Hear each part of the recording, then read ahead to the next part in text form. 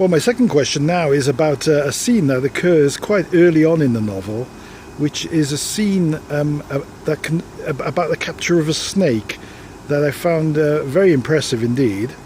Quite an exciting scene that goes on for several pages, and it reminded me a little bit of the scene in Roald Dahl's autobiography.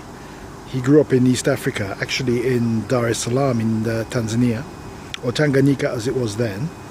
And he writes about an encounter with a black mamba snake, in which afterwards he had to call in a professional snake catcher. Now, in your novel, Sylvia, the main character, Baobab, or one of the main characters, I won't say he's the main character, has to capture a snake, and he knows how to do it. And he teaches another character who unfortunately tries it out on his own, unsupervised, and chooses the wrong kind of snake to try it out on. So where did you get your knowledge of snakes from? Obviously the knowledge here, there is a technical, we can find out the difference about snakes by reading encyclopedias, by going online, etc.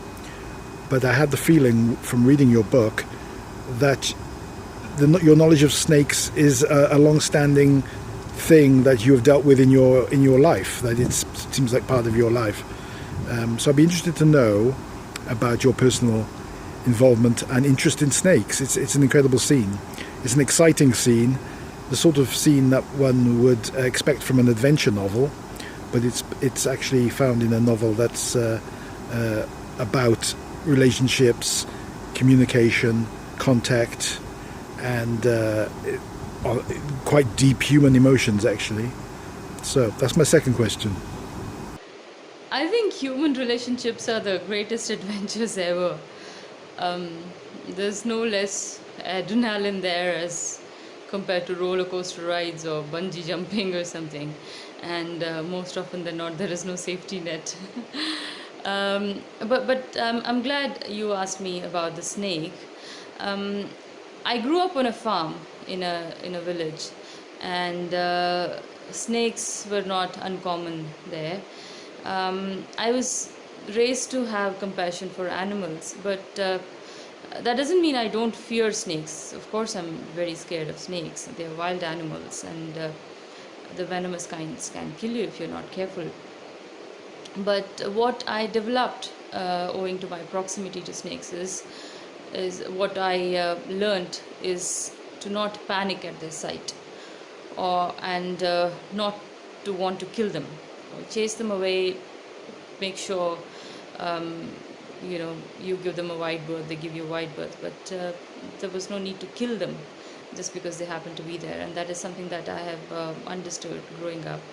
While that's as far as my relationship with snakes go. But Salish, to whom the book is dedicated, he in fact catches snakes, cobras. I've seen him do it on a farm. He catches cobras in the method as I've described in the book, and he releases them in the forest. And so I watched him do it. It's fascinating, and I had him explain to me why he does what he does and how he does it, and I use that description. I also did a little bit of research on the varieties of snakes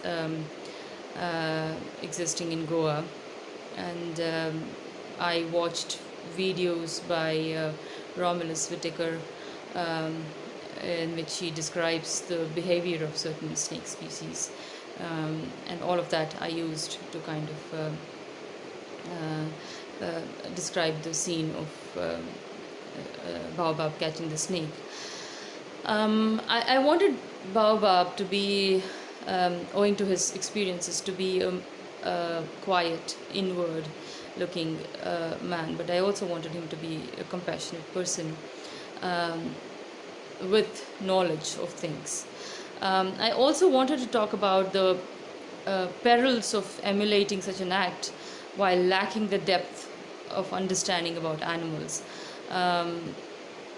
which I showed through the foolhardy act of Lakshmi. So yeah, that's the kind of research discussions I had to help me write that snake scene in the book.